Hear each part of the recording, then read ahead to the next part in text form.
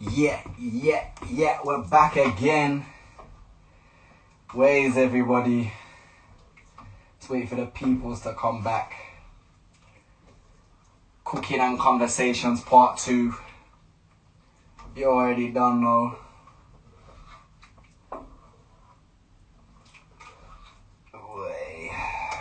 Where is everybody? Roll call. Bullet. Big shout out to big sister Charlotte Wagwan there. Big up all Phoenix inside the place. There. Big up Nico Wagwan. Big up Ghetto Spirituality. Come on. Big up my sister Jill. Come on. Don't know. Free Jill. You already don't know. You cooked my dish today? Hey look. Which one was that? The one with the spinners? You got man feeling like any IG chef and that, you get me? Got man feeling like Ainsley Harriott meets what's his name? Jamie Oliver. Come on. Big shout out to Ya Asante Wa inside the place. Come on. Big shout out I am Ra Jamaica Beja inside the place. Come on. Big up man like Anise. There. Okay. Big shout out to all of my regular crew. Big shout out to the Knowledge crew. Peace and blessings to all of the More Fire gang. Anyway, what was we talking about before the interlude? Salam, my brother. What's good? Big shout out to the Ethiopian crew inside the place. You know what? I mess with you guys, you know. I love that you love me, innit? I respect that. I don't know what it is, but recently, a whole heap of Ethiopian people be following me. A whole heap of Eritrean people be following me. I want you to know that I mess with you guys, man. I love you guys. Big up Serenity inside the place. Come on. Yeah, obviously there's a whole heap of few things that we need to discuss. Can I discuss Nkrumah in 1960 and his idea of surrendering sovereignty for African unity? How could this counter what Africans and the diaspora are going through? That's actually a really good question, you know what I mean? So let's get a few more people in here and then maybe let's answer that question, because that's a dope question. Big shout out to Haiti inside the place. Come on, the whole world needs some Haiti energy right about now. I'm telling you, every day when I wake up in the morning, I give thanks to man like Toussaint. I give thanks for Jean-Jacques. I give thanks for Mama Fatima. I give thanks for Dottie Bookman. And I give thanks for every single one of them warriors that was giving them crackers hell. Because they was not playing no games in Haiti, you know. There was none of this marching, none of this protesting. You take one of mine, I'm going to take one of yours. Simple. Eye for an eye. The whole island can go blind. But you know what? We'll be free. We'll be free, blind people. You understand? That's why I'm not a leader, people. That's why I'm not a leader. You should never look to me as the person who's going to provide you with rational, level-headed solutions every single time, because I'm not that guy. I'm sorry. I'm very much for, if you're in America right now, you need to be protecting yourself. If you're in one of them states where you can't carry gun, find out what weapon you can carry. Okay, you can't carry no weapons at all. What physical training can you do? There's no excuse. Well, there is excuse. Obviously, we can become overpowered. Don't get me wrong. I'm not saying that if you get, brutalized, that it's your fault. I'm not saying that whatsoever. But there's no excuse to not prepare yourself the best way you possibly can. Big shout out to Australia inside the place. I hope that everything is blessed down there. Big shout out to my brother Kian Wagwan GG. Anyway, so brother asked me for my opinion on Kwame Nkrumah from the 1960s. Boom, back again. Someone tried to call me, my bad. So someone asked me what are my opinions on Kwame Nkrumah's idea of total African unity in sacrifice of his own African sovereignty. So basically, there were some African leaders during the period of independence who were suggesting and making recommendations about basically what would be called a federated United States of Africa.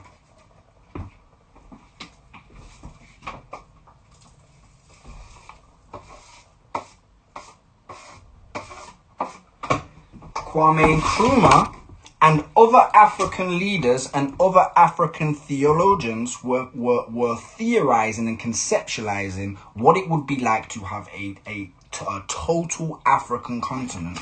So one African country, and it was a federated state. So my only issue and problem with that idea is the only great example that Africa has to go off as an example to do that at the moment is the United States. And the United States is not a great example for any nation to be following as how to lead democratically or socially or anything of that nature. America is not a good blueprint to copy. So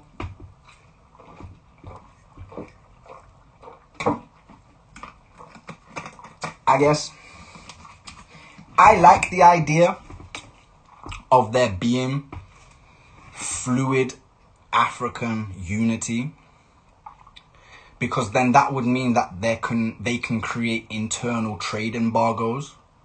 So if the West says, well, if you don't lower your price on oil, then we just won't buy it, which would put that African nation in extreme amount of problems, because now they have a resource which they can't sell and now they can't make money.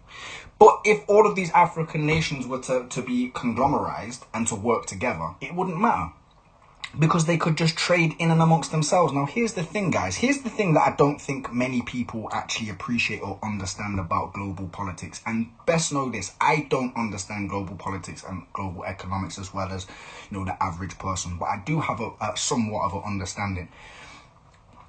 When African nations were made independent or won their independence, should I say, there was still terms and conditions that were left in place, and then there are global terms and conditions which are applied to them as a nation, which stop them prospering how you think that they should or would be able to now that they don't have colonizers in their land. So I'll give you an example. Now, this isn't in Africa, but it's a perfect example which can be replicated and scaled up and used all over the continent. In Jamaica, okay, during the plantation days, the people of Jamaica had become master farmers. Master farmers. They could grow sugar, tobacco, saffron. They can grow rice. They can grow all of these different commodities. Tobacco, if I didn't mention that, they can grow all of these different things now, right? Bananas they can grow, right? So Jamaica now wins its independence. The British leave. But the British say, do you know what? You can only sell your bananas to us. And if you try to sell them anywhere else, we'll create embargoes which will economically screw up your country. So Jamaicans now have to be like, raw. Do we go against you or what? Most times they toe the line. So what happens is there's a breakdown in the agricultural industry. Jamaica can now only sell its bananas to Britain. So now the farmers in Jamaica are thinking, well, I don't really want to grow bananas anymore. There isn't a big enough market for me now. So people stop learning how to grow bananas. Now 10, 20, 30, 40, 50 years pass, and then colonizers turn around and say, oh, do you know what? You can now have free trade. You can trade wherever you want. That's amazing. But the problem is that these nations now have undergone 2 to 3 to 4 to 5 generations of skill gaps. So now in Jamaica, there are no longer the same amount of master farmers and master agriculturalists as there was before. So now that they have free trade and they can trade anywhere, they don't have anything to trade. So do you understand how insidious these global economic cycles can be? And my point with that is, if there was one federated African state, then y'all can just trade in and amongst each other, because it doesn't matter about global sanctions anymore, because you now have a micro economy. I say micro, it would actually be very big, because Africa is of course not a small place, but it would have a micro economy in relation to the rest of its world, which would be self-sufficient. It would be like a biosphere.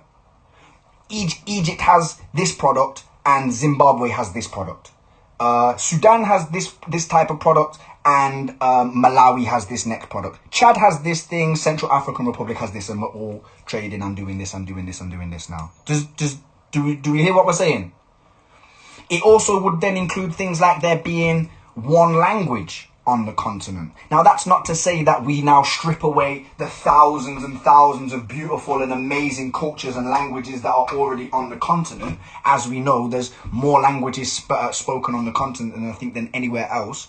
But what it would mean is, it means creating or deciding on one unified language that every nation can learn as a lingua franca, as a standard for everybody to engage and do business. But then when you're on your home turf, when you're dealing with your home people, you can speak Ga, you can speak Fanti, you can speak Amharic, you can speak Tigrinya, you can speak Tosa, you can speak whatever you want. Cool. It would mean that there would be a unified educational system that provided for the actual needs of each individual African nation, but provided continuity, so that there would be a unified understanding and a unified language that spoke all across the nation. So, you know, these are amazing ideas. There can be no two ways about it. You know, this is an amazing idea. Let's create a united, federated state of Africa. But now let's talk about some of the realities, some of the things which I don't think many people want to acknowledge when we're talking about Africa. It's a beautiful idea about unifying everybody, but just like in the diaspora, yeah, we have issues unifying under the premise of things like race, and that's still a thing. On the continent, yes, they are all Africans, but they don't see themselves as just Africans. They see themselves as, like we said, Ga, Fanti, Ashanti, Iwe, Igbo, Oyo. You know what I'm saying? There's clan-based and ethnic-based beef on the continent is equivalent to gang-related beef or Christian versus Islamic beef in the diaspora today. Now, that's not to say that it's not manageable and it's not deal with the ball, because of course it is. But what I'm saying is, it is not healthy for you to romanticize in your mind that, you know, everything can just be done at the click of a finger. Like, the Rwandan genocide in 1994 wouldn't have happened else if everybody just saw themselves as one group of people. Now, don't get me wrong, I understand that the Rwandan genocide, there was a lot of, obviously, political and external factors at play, but you understand kind of the mentality that the example that I'm on about, if you get me.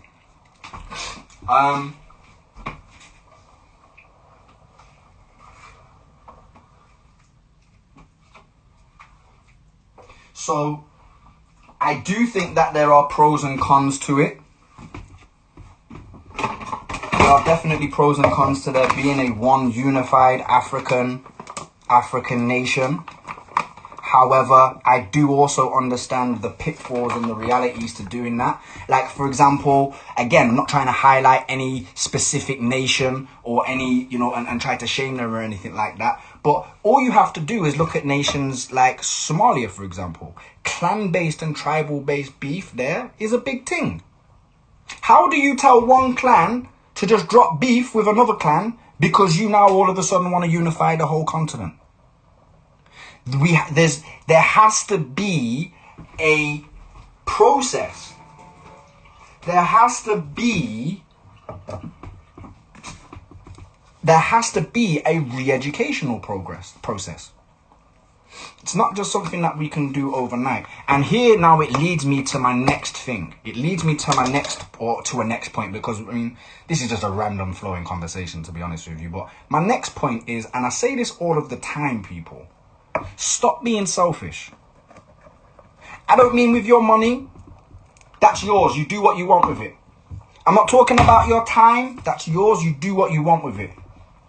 Same with your life. Your life is yours. You do what you want with it. But stop being so selfish in thinking that your life is only about you. Let me say that again. Stop being so selfish into believing that your life is only for you. Because if more and more people understood and were to take into consideration that the life they lead leaves an impression on this earth which has a negative or positive effect on those that inherit us after, we would begin to be more conscious about the way in which we lived our lives. Okay? Because we'd be like, raw, my children have to take on the reins of this world, and so do their children. You're never going to hear me say this too often. You're never going to hear me say this too often. But the situation that we're in at the moment requires us as people all over the world to be more like France. France, or the French, should I say, sorry, are some of the most effective and efficient protesters history has ever seen. The French Revolution back a day was not a game. The French Revolution back a day was not a game. But to bring it into modern day contexts and modern day terms, and to be a bit more relevant to people who maybe don't look into history, the Yellow Vest protest crew, they're admirable. They are admirable. They have been, other than the small bit of time that they had off during the Corona period, they were out on those streets every single day. Every single day. Now, can I tell you something? For those who don't know, they were protesting every single day for nearly 18 months, and they were protesting a change that didn't affect them. It didn't affect their kids, but it affected the kids of their kids. And they said, nah, we ain't cool with that. We ain't cool with that. So that's what I mean by we need to be more like France. We need to realize that this is chess, not checkers. You need to realize that this is chess, not checkers. And that it is the long-term game. And that by completing tasks that work for the long term, you actually empower your short term. Don't ask me to explain that, because it's very difficult to quantify. But I'll say it again. By working on the progression of ensuring and protecting the long term, you actually benefit your short term. Be Like Water movement is another movement. I am in great admiration of them. Again, you're not going to hear me say many great things about Chinese people at the moment on the basis that they are so happy and so open about their disdain for African people, whether that's them as Chinese people in Africa or African people in China. They're going to treat them very similarly. And of course, yes, we understand that that is not all Chinese people, but boy, it is very difficult for us to differentiate the difference when nobody in China is standing up for the African brothers who are being turfed out of their homes in a period of time when they're supposed to be at high risk to an extremely dangerous virus. So, anyway, despite the fact that, we're not the best of friends at the moment on a cultural level at the minute, apparently, I do and I am able to admire and respect and appreciate how great they are at protesting. They be out there. They be out there doing the most. And it's that type of dedication and determination that we need to start kind of realizing is what is essential for us to be able to have some type of pride in the fight that we're having. Otherwise, we're literally just being rolled on. Yeah, Chinese people, stand up. Stand up. Who else needs to stand up? Who else did we say? The French need to stand up right now. The Venezuelans need to stand up. Venezuelans know how to throw down as well. But essentially, at the end of the day, guys, tonight is not to talk about rioting and protesting and this and that. Even though we have ended up kind of discussing it quite a lot. Tonight was actually to give ourselves a break. It was to give ourselves a break and realize and remember that despite all of the shit that is going on in the world, your mental health, your physical health, your emotional health remains as ever important. It remains as important as it has ever been. Because regardless of who you are, regardless of what you're doing, other people are looking at you during this period of time. And you have, you have a choice as to how you allow people to see you, react and respond to what's going on. You can be the one who is confused and doesn't know what's going on and borderline doesn't care. And that's fine. You're the type of person that will happily sit back and watch the world burn. That's cool.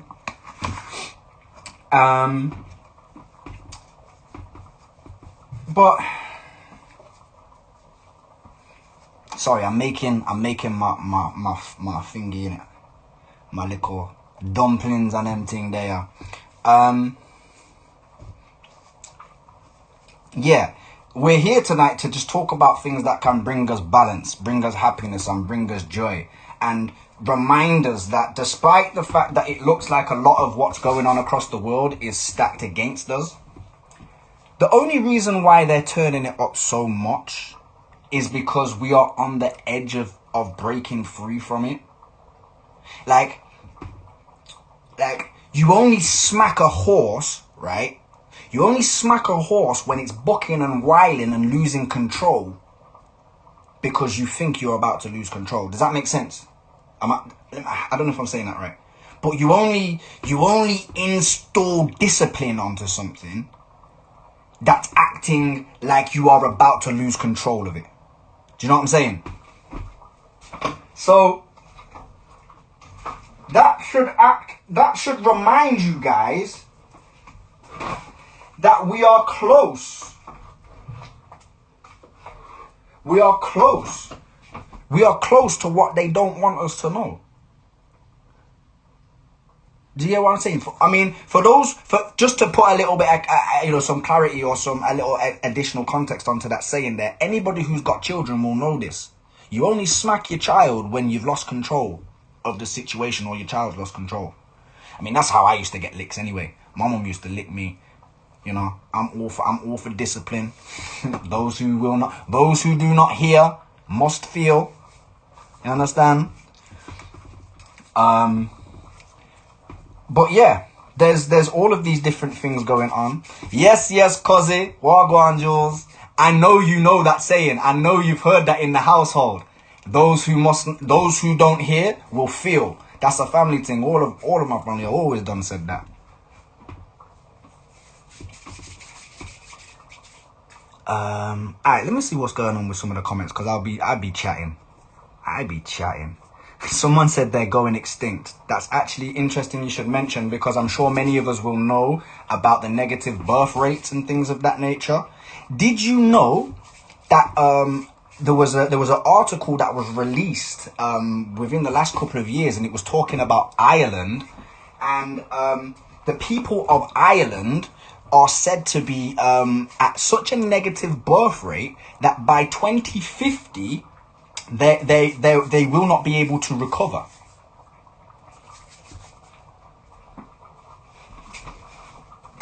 They're saying, okay, that the birth rate is so poor and people are leaving Ireland at such a quick rate and mating with non-Irish people that by 2050 they won't be here. They won't exist anymore. Which is crazy.